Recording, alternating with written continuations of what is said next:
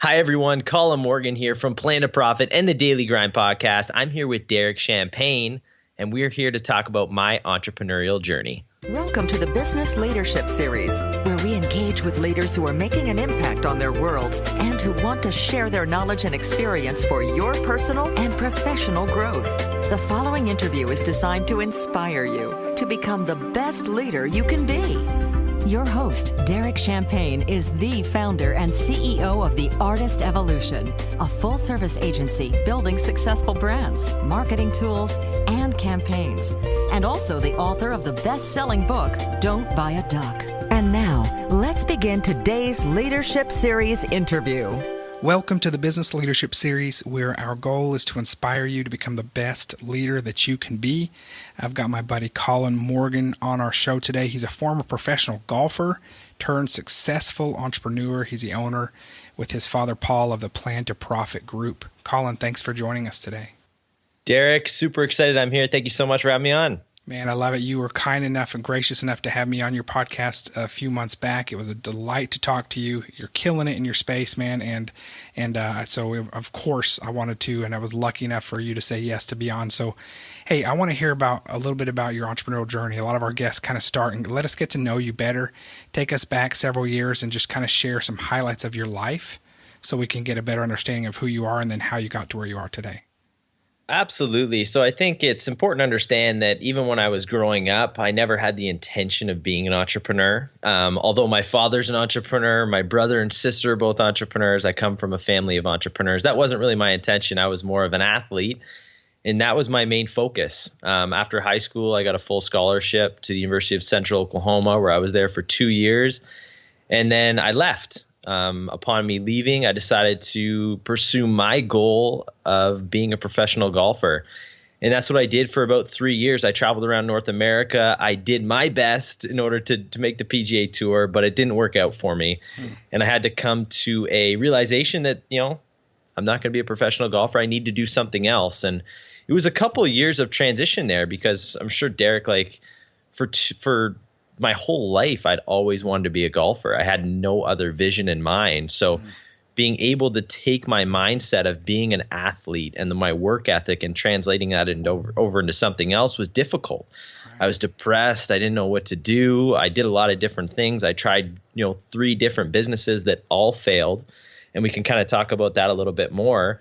Yeah. But from those failures, it led me to a big aha moment, which kind of got me to where I am right now. I was lucky enough to partner up with my father, Paul, here at Plan to Profit. And since then, we've been doing some amazing things. I've recently started a 5-day-a-week podcast called the Daily Grind podcast, which I'm super excited about. Wow. And I've just been able to help lots of people who are like the ones listening on this podcast who have an idea or who are in business looking to take that next step. We've been able to help so many people, and it's just been a really exciting journey. Man, thanks for sharing that. I've got to ask, you said you went to Oklahoma State? Central Oklahoma. Central Oklahoma. I don't hear an Oklahoma accent, so you've got to tell us where you're from. I am from Niagara, Canada, so I'm a Canadian going to school in Oklahoma, and it was funny because I always got made fun of my accent when I was in Oklahoma, and then I would come home for Christmas break, and I would get made fun of from my Canadian friends about my Oklahoma accent. So it was a lose-lose awesome situation for years. That's great, and both places will probably really make fun of the accent from the other place too, don't they? Oh, I mean, it's one extreme to the other. It's a twang, and it's crazy. I love it. That is great. All right, so we're not going to stay on your failures, but I do want to hear. I mean, you brushed past that pretty quickly, but you knew we'd come back to it. Tell me about some things you learned, because I do believe failures are scars that we learn from. We have the opportunity to learn from them if we choose to. And we all know the quotes about, fail fast and, you only failed when you've quit and all those things. But, take me back to a few ventures that you did and maybe what you learned from them that after it didn't work. Yeah, for sure. And I like to call my failures learning experiences. Like when I hear fail fast, for me, it's learn fast. Right. Once I kind of got that into my mind, incorporated that into my life, things started to move forward. So for me, when I was starting companies, what I realized is I tried to start an e-commerce site. I tried to start a golf business, obviously. Right. And then I was 2 days away from opening a used car dealership. where I was going to be in-house financing to people who didn't have great credit, couldn't get it from elsewhere. And what I found is I was failing at all those because I went in with the wrong intention. I was money driven, right? And I think that's a mistake a lot of people do make. And I see, and I made it like 100%. I wanted to make money. And what I didn't realize is the time commitments, the level of maybe months of not making any money that would actually take to do it. And, after those failures, you kind of sit back and you look through your life and you're like, hey, what did I do wrong? What could I have done differently? And that led me into, honestly, I sat down one day and I just reviewed everything. And I'm like, the reason why I failed at all these is because I had no experience in them and I had no idea what I was doing. Like, I think I just saw something. We're in a day and age where you see something online and they're like, oh, it's quick and easy and you can do it too. But it's really not true. Like, even the quick and easy takes years even to become great at. So I sat down with my father and I was seeing what he was doing with business planning. And that was at that point where it was a complete aha moment because I realized that I didn't have a plan. I had no idea what I was doing and I had no roadmap for where I wanted to be. And businesses even, like, you have to be able to understand after 3 months, here's the amount of customers I'm going to have. Here's our revenue. Here's what I can afford in expenses in terms of a space, equipment, et cetera, in order for me to become successful. So when I realized that, then we started to work on these business plans. And my father and I, for the first 3 months, I kind of followed him. And he had helped hundreds of businesses not only start, but get money, become profitable. And I knew we were onto something. So I had to figure out where I was going to fit. And based, again, on my failures and what I did, I was able to kind of look at where he was, what I had done wrong, understanding what I'm good at and what I'm not. And I fit in perfectly what he was doing in terms of marketing and being able to come up with programs and things like that to take his business into the new age, as we call it. So definitely the learning experiences is that you can't do it all yourself. And if you're going into business with just money in mind or just a passion, it doesn't work. You really need to have a plan in place. And it's not to say that plan is not going to change. I almost call it a flowing plan because obviously things change, but you really need to understand where you're going to get to. It's like driving. If you've never been somewhere before, you type it in your GPS and it's going to tell you the fastest route. So that's really what it takes. And that's really what I learned from it. Yeah, it's a great lesson. You also mentioned something I think is significant about, you see these overnight successes, but the majority of businesses that you see being successful did not happen overnight. And there's a lot of long hours and hard work that has gone into it to get it to where it is, and a lot of failures, a lot of late nights, and a lot of lessons learned, and a lot of mentorship, and all of those other things. I'm happy for those that have overnight success, but the majority are not. And I think when we see that trend, we want to have a lot of shortcuts. So there are shortcuts out there, like having mentors and those to guide you, like you with your business planning and your marketing, and our business something similar. But there's just no substitute, though, for setting it up properly and having a plan. But I want to take just one more minute because I like to know a mindset.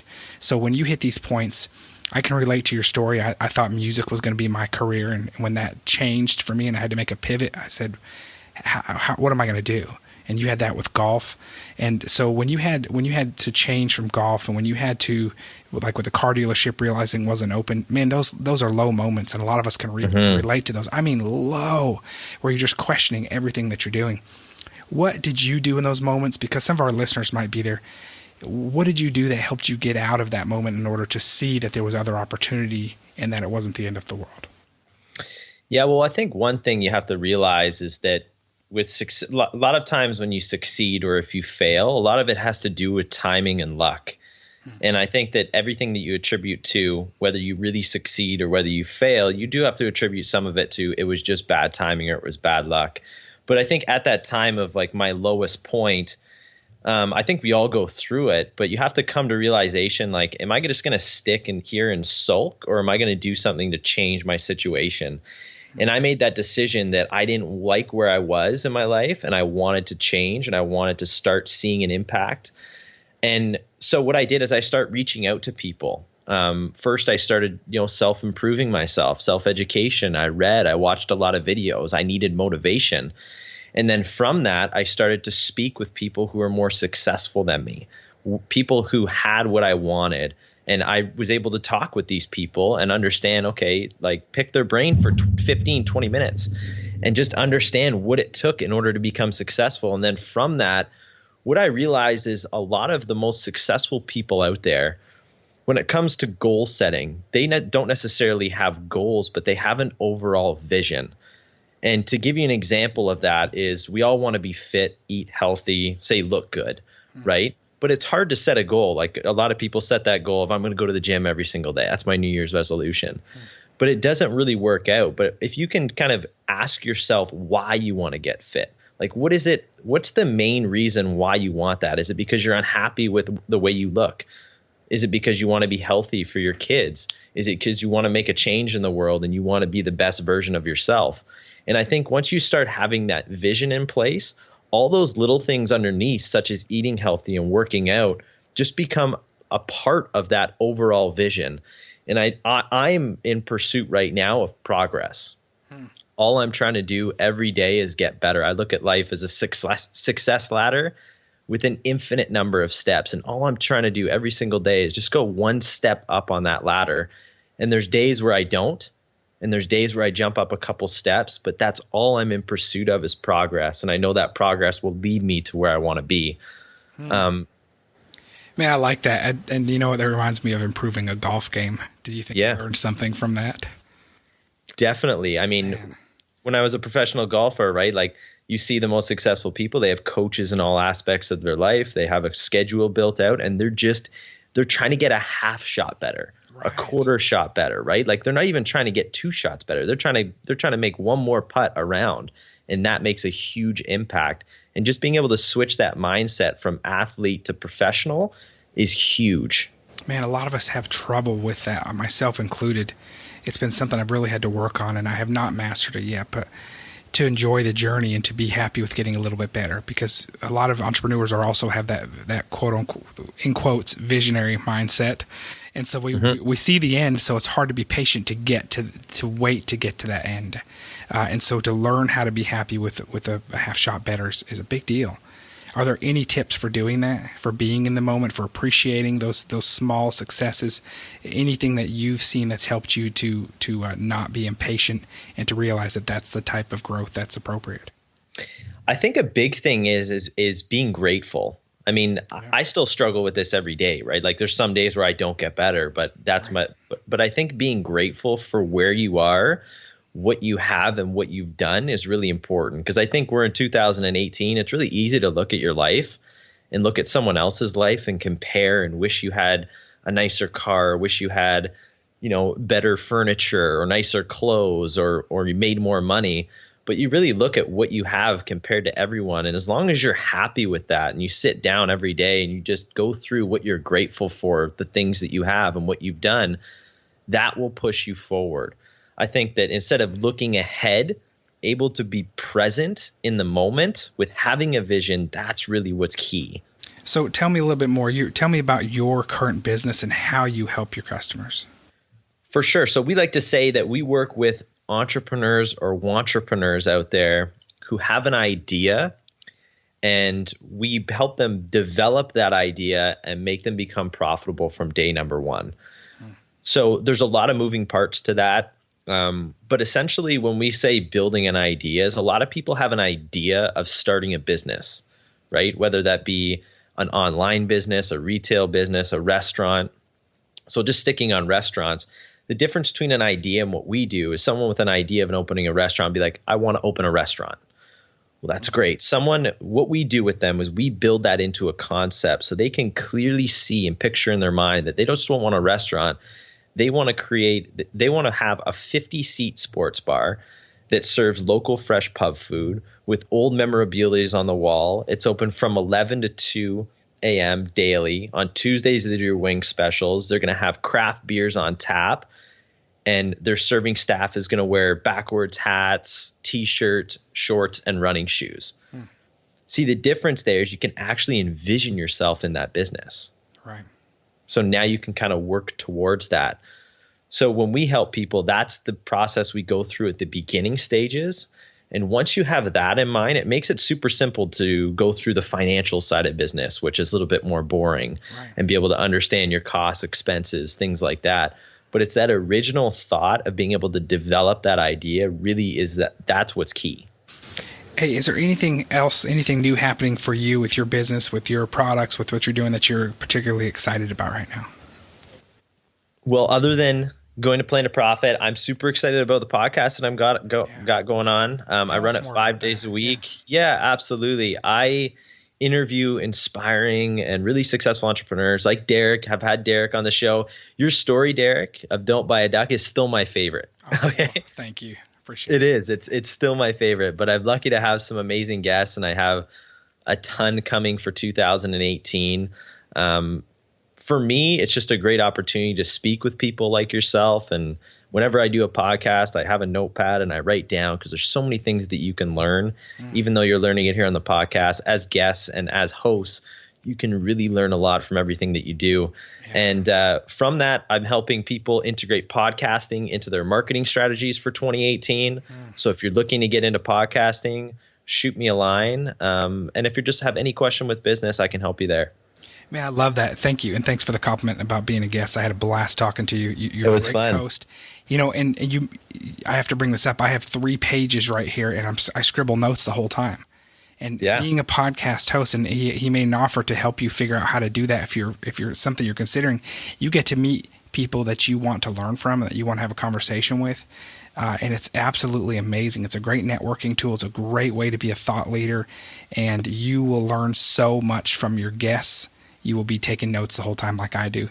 And it's just so powerful. I get to do this he does it 5 days a week, which is crazy. I'm going to assume you batch record some of your podcasts.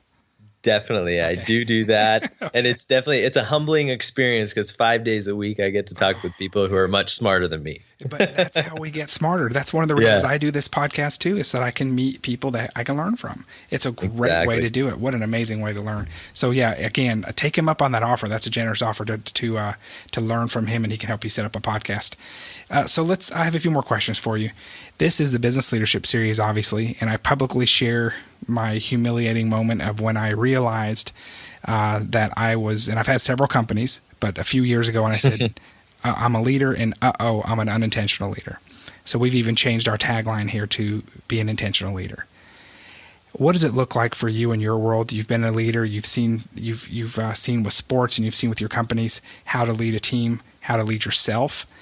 What does being an intentional leader mean for you, and are there any steps that jump out to you as some of the most important attributes?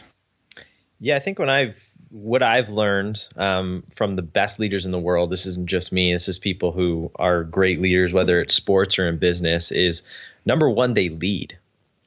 Like, they show you by example. They're not in the peanut gallery telling you what to do. If you want a team to follow you and believe in what you do and to really take those steps with you, you need to show them first. You need to show them a way and let them follow you. If you can do that, that takes you away from being an unintentional leader to being an intentional leader. Yeah. That's great. Right. And I think that's super important. I think a lot of people struggle with that, where they just kind of want to tell people what to do. But really, if you want people to be by your side, and no matter what happens, they got your back, you need to do, and you need to show what you're wanting them to do. Yeah, that's great. There's that balance of knowing when to delegate and knowing when to lead. And Devin Thorpe, who was a guest on our show near the very beginning, he's the head social entrepreneurship writer for Forbes magazine, and he's usually in another country helping put in a sink or dig a water line or something like that and telling a story. And he said a leader can't always be on the white horse out front. They've got to be in with a shovel helping dig out the muck and mire. They can't always be holding the shovel, but a leader that loses touch with shoveling is not a good leader. Absolutely. That. Great advice, man. Lead by example. You have to. Otherwise, you're just a title, right? Yeah. I mean, don't tell anybody what to do unless you're willing to do it. And I think I've gone through experiences like that working for people where I was working a cold call. I was cold calling people, and they're like, I need you to make 300 calls. You did 250. I'm like, how many did you make today? Because I didn't make any. And then I work for someone else, and they would be the complete opposite. If I were to say that, they'd pick up the phone and they make 400. Wow. So that's the difference between really being able to be a great leader. Yeah, and you've got to be relatable too. You've got to understand what Yeah. you're doing and to see if it's even possible. That's a great example. Hey, a few more questions for you. Tell me a little bit about what success looks like for you in your life. And there's no wrong answer. It looks different for everybody at different times and stages. But what does it mean for you right now? So what it means for me is, I said it before, it's progress. I think success is 100% progress. I mean, I think the big answer is freedom. Is being free to do what I want when I want. But I think in order to get there is just going through every single day and just getting better. And I attribute success to progress. If I'm making progress, I can look back at my day, I can put my head on the pillow, and I can look at myself in the mirror as someone that is successful. And that's all I'm trying to do. I think anyone out there, that's all you should try to do, is every single day, just try to get a little bit better. It doesn't matter if you make those big steps, just make those little steps, and those will lead to your bigger goals. And that's motivational. I just took a deep breath and felt really good about that. I really like your message with that. Yeah, the success is making progress, and it's but it's making progress. And that seems to be a central theme for you, and I really like that. I can tell that you are a coach with what you do. So tell me, what are you most passionate about in your life? I'm most passionate about helping people. I'm passionate about waking up in the morning and getting better. I'm passionate about smiling. Some days I'm passionate about sports.